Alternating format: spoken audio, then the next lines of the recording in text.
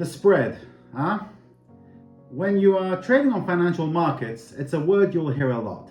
Financial providers talk about it in their advertising, and it could have a significant impact on the profitability of your trades. But what exactly is the spread? Most markets have a buy price and a sell price.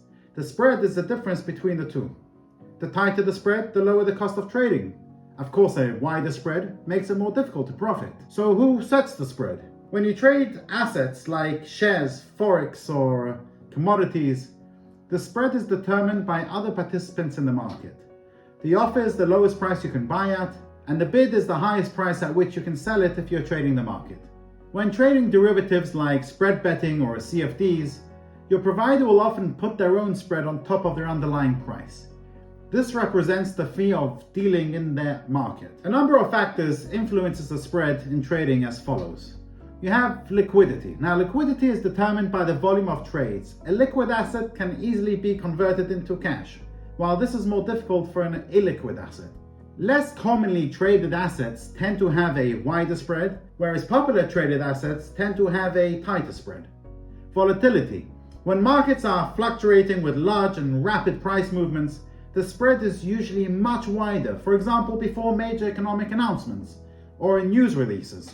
These events can cause large price movements either up or down, so spreads may widen due to uncertainty and risk. Another factor is price. Linked to both liquidity and volatility, when an asset's price is low, volatility is much higher, and liquidity is much lower, which causes a wider spread. The opposite is true when an asset is more expensive. Another factor is the time of day, linked to liquidity. If you are trading at busier times, you are likely to benefit from tighter spreads. Trade out of market hours, however, spreads are often wider due to increased risk.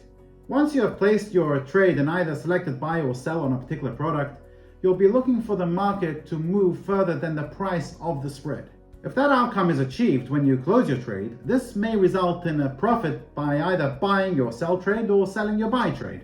Likewise, while the price remains between or outside of the spread range, this will most likely result in a losing trade.